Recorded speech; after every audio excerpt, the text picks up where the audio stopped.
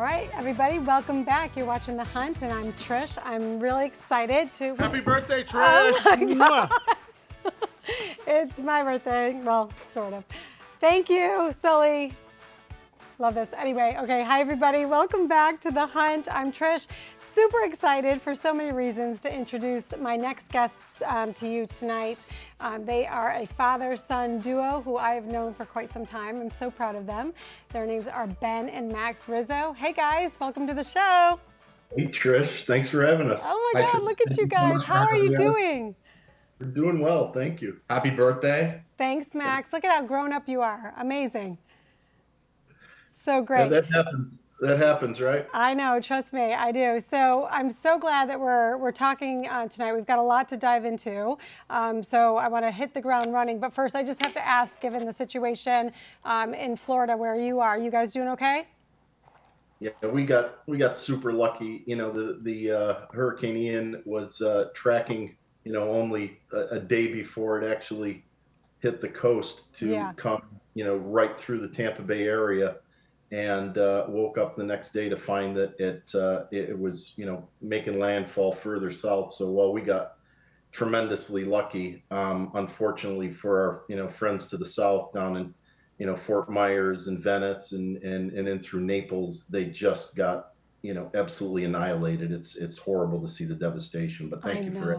It is. My parents are in Venice, so I've been worried about them. I haven't talked to them since yesterday, but I know that they're okay. So. Anyways, I'm glad you guys are safe and sound, and our thoughts and prayers go out to you and everybody there in Florida. So I have to just dive in here. The Cool Cat Cooler went on the market, what now, about a month ago? Yeah, so we've been open for pre-orders for just about a month now. Okay. We've been doing what we call like a little bit of a soft launch, doing some social media advertising and not pushing it too much. But we are preparing for our full-scale launch. Hopefully, our timeline is set to be at the beginning of this coming year, and then we will be selling from our website then. But if anyone's interested, please go to our website as we are open for pre-orders. It is a 25% discount. Wow. Well, congratulations, Max. I think you've been going to school for, is it a degree in entrepreneurship? Correct. I just completed my bachelor's at the University of Tampa, and I graduated with a degree in entrepreneurship, and now I am going back to the University of Tampa to get my master's of science in entrepreneurship, where they tailor the curriculum to my business and help me bring it to market.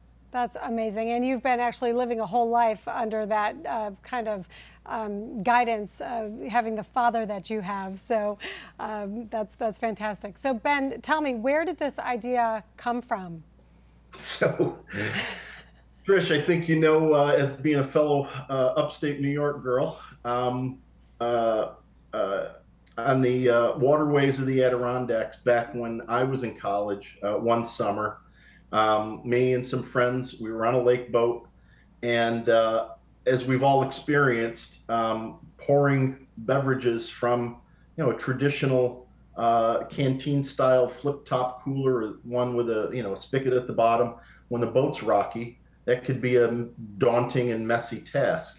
That particular day we were on the water, it was pretty busy, boats flying here and there, and we're spilling drinks all over ourselves.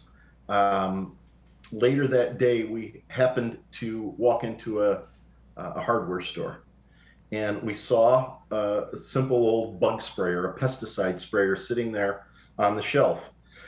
And we had the semi-brilliant idea of buying that pesticide sprayer, putting our cocktails in the bug sprayer. We just pumped it and pressed and poured, and everybody loved the idea. We weren't spilling our drinks anymore. The problem with that was obviously it wasn't insulated, and nobody likes a warm cocktail.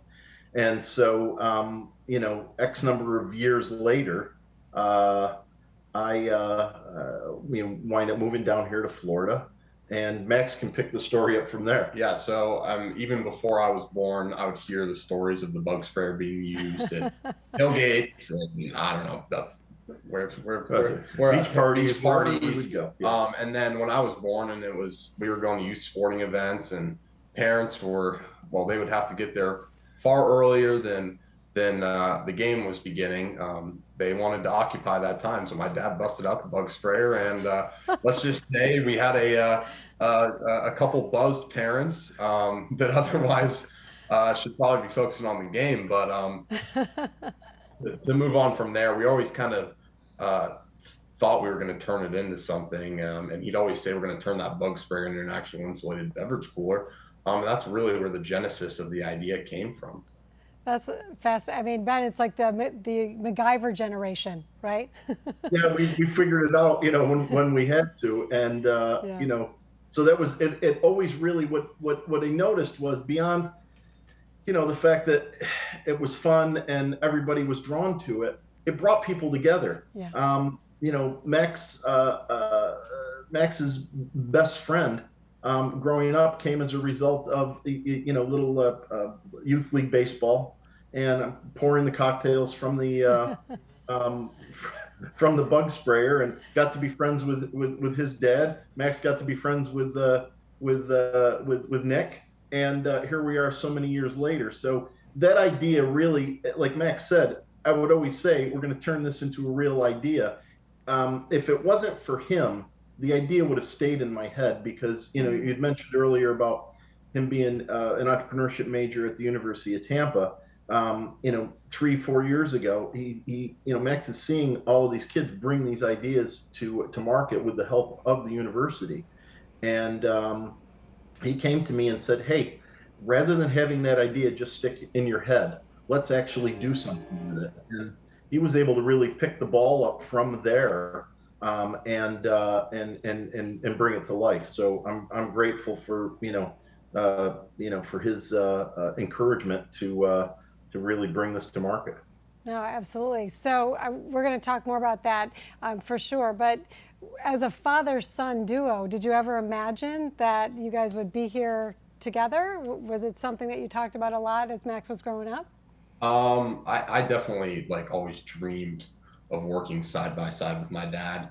And it's been a dream come true thus far, learning from his wisdom, his past experience, and being a serial entrepreneur, and kind of, it's not always easy. And when you come over those little barriers, and you get those little wins, doing it side by side with your dad, there's no greater feeling than that. I bet. So what's the one thing, Max, that you took away from taking an idea and bringing it to fruition? Number one, I would say, don't stop. Part of being an entrepreneur is finding a way around various difficulties, and there's not always a straight line. And especially in class, what we learn is they kind of show us a chart of a line going up, and they're like, this is what they might say it's going to be like, but it's actually like, and they show kind of almost like a stock ticker of an over the time of, you'd see the S&P 500 growing over the past 100 years, and how it took many dips along the way. It's very much the same process of starting a small business. And I think it's something that myself and a lot of my classmates and other people that are starting businesses in the program have experienced. Oh my goodness, I'm so proud of you both. So people can find you at thecatcooler.com, correct? It's www.thecoolcatcooler.com. Thecoolcatcooler.com. Perfect. You guys, thank you so much for being on the show, and come back and see us. Let us know how it's going.